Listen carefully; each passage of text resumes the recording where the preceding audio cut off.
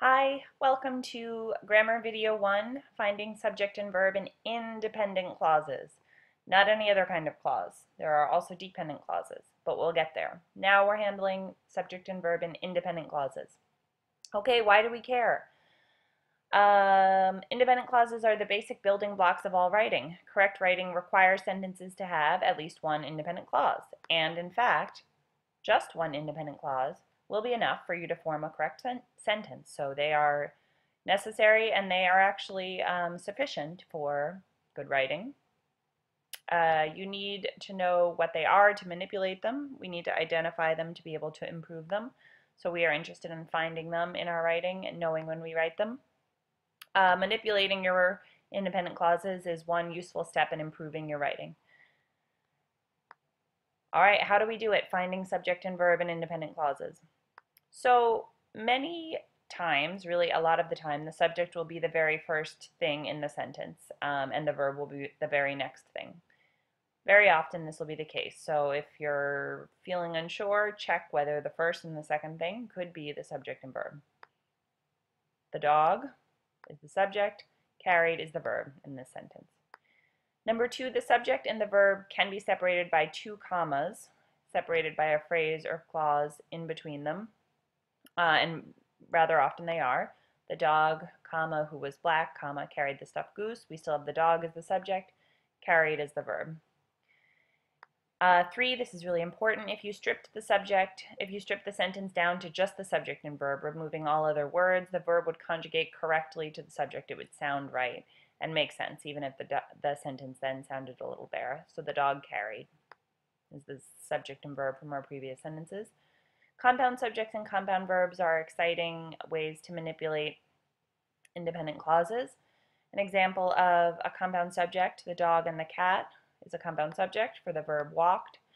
An example of a compound verb, the dog is the subject and walked and panted is the compound verb. And you could also have both at one time, crazy, the dog and the cat, compound subject, ran and frolicked, compound verb. Compound sentences are multiple independent clauses attached with either a semicolon or a comma and a fanboy's conjunction, for, and, nor, but, or, yet so. The dog panted, semicolon, he was tired, is an example of a semicolon combined independent clauses. Don't overuse semicolons though. Don't overuse them. The dog panted, comma, for, he was tired is an example of a comma and a fanboy's conjunction.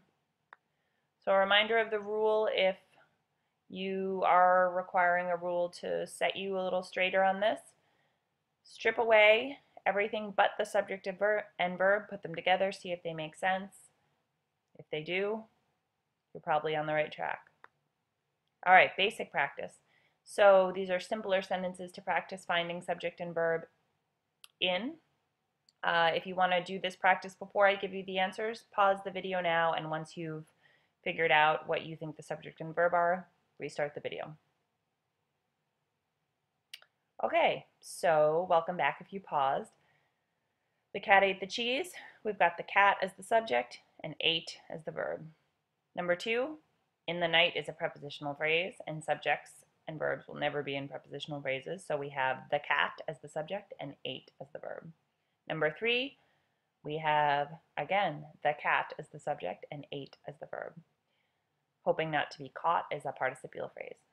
Number 4, we have the cheese as the subject and was as the verb. Number 5, the cat is the subject and ate is the verb. And then we have another verb after the and, hoped. The cat ate and the cat hoped. Number 6, we have a compound subject. The cat and its kitten is the subject and ate is the verb.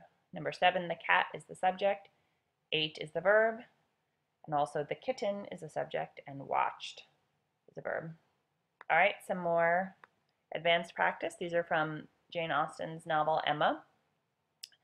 So if you'd like to try this one, which I'd recommend even more so because these are a little trickier, pause the video, figure out what you think the subject and verb and independent clauses are, and then come back and we'll talk about the answers. So pause if you want.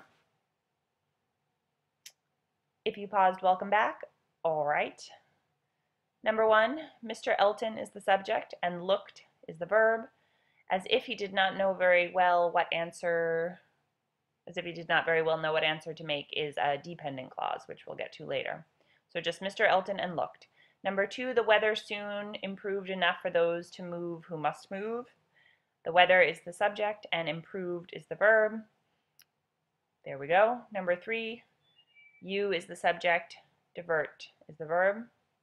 Even harder, the subject here is Emma's attempts, and the verb is had been. And number 5, the evening is the subject, and brought is the verb. So it's a personified evening there in a sense, that the evening brought a note from Mr. Elton. Number 6, they is the subject, were permitted is the verb. Then because we have a semicolon, we know we'll have another subject and verb because we'll have another independent clause. So the 2 gentlemen is our subject, and took is the verb. Number 7, I is the subject, and do not think is the verb. Great. So your homework is to write an 8-sentence story incorporating independent clause awareness. Write a real story or an imaginary story of something that has happened to you or someone else. Just write a story, essentially. Use at least 1 compound subject, 1 compound verb, 1 compound sentence. Keep it to exactly 8 sentences. When you've finished, check to make sure that each of your sentences has an independent clause in it, that you don't have any fragments, and is grammatically correct. So make sure you don't have any run-ons or comma slices. Those are synonyms. Underline all the subjects and verbs in the independent clauses, and independent clauses only within each sentence of your story. So you should have at least 1 of each in each of your 8 sentences for 8 subjects and 8 verbs. You might have more. Well, you will have more because you'll have a compound subject, compound verb, etc. Use 5 of your vocabulary words, any list, old or new, if you're doing this later in the trimester or year. And remember to check to make sure that you've underlined the right subject and verb. Use the strip everything else, all the other words away rule, and push together what you think the subject and verb are and see if you can be correct. All right, great. Bye.